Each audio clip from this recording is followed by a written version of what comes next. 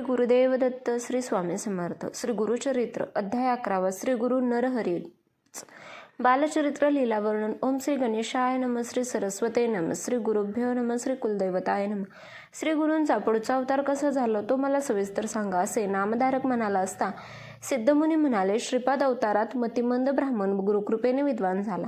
ही कथा मी तुला पूर्वी 8व्या अध्यायात सांगितली. श्रीपादांनी त्या मुलाच्या आईला शनिप्रदोषाच्या दिवशी शिवपूजन करण्यास सांगितले. त्यानुसार तिने हे व्रत आयुष्यभर केले. काही दिवसांनी तिला मृत्यू झाला. त्यानंतर ती कारंजा गावात लाडकारंजा वासनीय शाखेच्या एका ब्राह्मणाची कन्या म्हणून जन्मास आली. तिच्या आईवडिलांनी तिचे चांगल्या प्रकारे पालनपोषण केले. तिचे नाव अंबा भवानी असे ठेवण्यात आले. ती उपवर झाली असता त्या गावातील शिवभक्त माधव नावाच्या ब्राह्मणाशी तिचा विवाह झाला. अंबा आणि माधव दोघेही भगवान शंकरांची मोठी भक्ती करत असे. ते दोघेही नित्यनियमाने प्रदोष समयी शिवपूजन करीत रविवारी आणि त्रयोदशीला विशेष प्रकारे यथासांग शिवपूजा करीत असत. आपल्याला श्री दत्तात्रयांसारखा पुत्र व्हावा अशी त्यांची इच्छा होती. काही दिवसांनी अंबा भवानीला पुत्र झाला. सर्वांना अतिशय आनंद झाला. अत्यंत तेजस्वी होता. तो जन्माला येताच ओंकाराचा उच्चार करू लागला.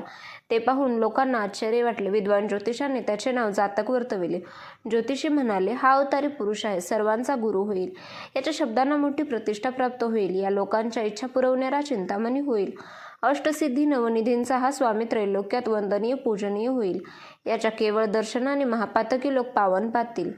याचे केवळ स्मरण केले असता दुःख दारिद्र्य नाहीसे होईल. हा इच्छा पूर्ण करणारा मात्र हा विवाह करणार नाही, संन्यासी होईल. तुम्ही दोघे मोठे भाग्यवान पुण्यवान आहात, म्हणूनच तुम्हाला हा पुत्र लाभला. याचा नीट सांभाळ करा. याच्या इच्छेविरुद्ध जाऊ नका. ब्राह्मण ज्योतिषाने त्या मुलाला मोठ्या भक्तिभावाने नमस्कार केला. ज्योतिषाने वर्तवलेले ऐकून अंबा आणि माधव यांना अतिशय आनंद झाला.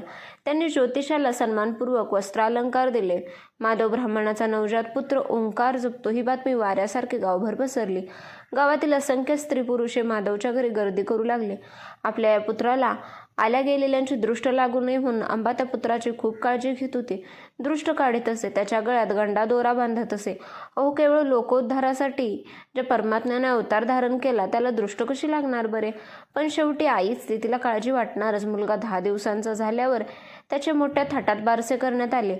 शालग्रामदेव असे त्याचे जन्म नाव व नरहरी असे पाळण्यातले नाव ठेवण्यात आले.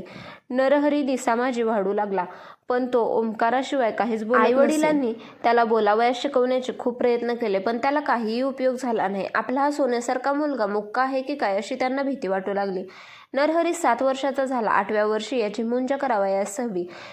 पण मुख्या मुलाची मुंज कशी करायची, याला गायत्री मंत्र कसा शिकवायचा? भगवान शंकरांनी आपल्याला पुत्र दिला, पण तो मुक्का दिला. या विचाराने दुःखी झालेली अंबा भवानी रडू लागली. नरहरीने आपल्या आईचे दुःख ओळखले. मग त्याने एक लीला केली. त्याने घरातले एक लोखंडी पहार हाती घेतली. त्या क्षणी ती पहार सोन्याची झाली. मग नरहरीने लोखंडी वस्तूंना हात लावला. त्या सगळ्या वस्तू सोन्याच्या झाल्या. तो चमत्कार पाहून नरहरीच्या आईवडिलांना मोठे आश्चर्य वाटले. ते त्याला जवळ घेऊन म्हणाले, बाळा, महात्मा आहेस तू, प्रत्यक्ष परमेश्वर आहेस, पण तू बोलत का नाहीस? तुझे बोबडे बोल ऐकण्याची फार इच्छा आहे. तू आमची इच्छा पूर्ण कर. नरहरी हसला. त्याने शेंडी, जानवे, मेखला यांच्या खुणा करून तुम्ही माझी मुंज करा म्हणजे मी बोलेन असे खुणेने सुचवले. त्यामुळे त्याच्या आईवडिलांना अतिशय आनंद झाला. त्यांनी नरहरीची मुंज करायचे ठरवले. मग एका शुभ मुहूर्ताला नरहरीची मुंज केली. माधवाने त्या निमित्ताने खूप दानधर्म केला. भोजन, दक्षिणा, मानपान यासाठी भरपूर खर्च केला. ते पाहून काही टवाळखोर लोक म्हणाले, माधवाने इतका खर्च कशासाठी केला? मुलाची मोठ्या थाटात मुंज केली, पण तो गायत्री मंत्र कसा शिकवणार? या मुलाला संध्या कोण शिकवणार? आणि नंतर तो वेदाभ्यास कसे करणार? दुसरे टवाळखोर म्हणाले, काही का असेने या निमित्ताने आपल्याला भोजन मिळाले, दक्षिणा मिळाले. हा मुलगा शिको नाहीतर न शिको. नरहरीची मुंज यथासांग पार पडली. माधवाने नरहरीला गायत्री मंत्राचा उपदेश केला आणि काय आश्चर्य, नरहरीने गायत्री मंत्राचा स्पष्ट उच्चार केला. गायत्री म्हणताच दीक्षाविधी पूर्ण झाल्यावर नरहरीची माता दीक्षा घेऊन आली. मातेने पहिली भिक्षा घालताच नरहरी खणखणीत स्वरात ऋग्वेद म्हणू लागला.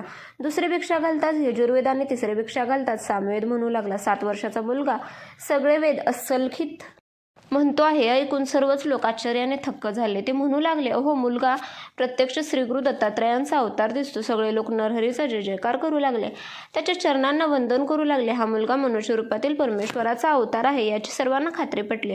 आपल्या मुलाचे कौतुक पाहून माधवानी अंबा आनंदास पारावार राहिला नाही. मग नरहरी आपल्या आईवडिलांच्या पाया पडून म्हणाला, मी आता तीर्थयात्रेला जातो, मी संन्यास घेणार आहे, मला परवानगी द्या. मग तो आईला म्हणाला, माते तू मला भिक्षा मागण्याची आज्ञा केली आहेस, मी आता घरोघरी भिक्षा मागत तीर्थयात्रा करेन. नरहरीचे शब्द ऐकून अंबा रडू लागली. ती म्हणाली, माझी शिवपूजा फळास आली, म्हणून तर तुझ्यासारखा तेजस्वी पुत्र मिळाला. तू आमचा सांभाळ करशील अशी आम्हाला आशा होती. आता तू गेलास तर आम्हाला कोण आधार देणार? असे दुःखाने बोलत असतानाच ती बेशुद्ध पडले. नरहरीने तिला सावध केले. तो तिला समजावीत म्हणाला, माते मला जे कार्य नेमून दिले आहे त्यासाठी मला गृहत्याग करावाच लागेल. पण तुम्ही शोक करू नका, तुम्हाला 4 पुत्र होतील, ते तुमची उत्तम सेवा करतील, माझे बोलणे खोटे ठरणार नाही. असे बोलून त्याने वरदहस्त तिच्या मस्तकी ठेवला. त्या क्षणी तिला पूर्वजन्माचे स्मरण झाले. तिला हेही कळले की आपला नरहरी म्हणजे श्रीपाद श्रीवल्लभ नरहरी. तिला म्हणाला, माते मी तुला गतजन्मीचे ज्ञान जाणीवपूर्वक दिले आहे, हे गुप्त ठेव. मी संन्यास आहे, संसारापासून अलिप्त आहे, आता मी तीर्थयात्रा करीत फिरणार आहे, मला निरोप दे. नरहरीचे इतके सांगितले तरी सुद्धा अंबा त्याला म्हणाली, नरहरी आता तू गेलास की मला कधीही दिसणार नाहीस, तुझ्याशिवाय मी जिवंत कशी राहू? इतक्या लहानपणी संन्यास घेण्याची काय आवश्यकता? धर्मशास्त्रानुसार मनुष्याने 4 आश्रम क्रमाक्रमाने आचरावे. ब्रह्मचारी आश्रमात वेदपठन करावे, मग गृहस्थाश्रम स्वीकारावा, सर्व इंद्रिय तृप्त करावीत, यज्ञाती कर्मे करावीत, मग तपाचरणात जाऊन शेवटी संन्यास घ्यावा. सिद्धयोगी नामधारकाला म्हणाले, नरहरीने मातेला जे तत्वज्ञान सांगितले तेच मी तुला सांगणार आहे, ते एक. अशा रीतीने श्रीगुरुचरित्रामृतातील श्रीगुरु नरहरीचे बालचरित्र लीलावर्णन नावाचा अध्याय 11वा समाप्त. गुरुदेव दत्त. श्री स्वामी समर्थ.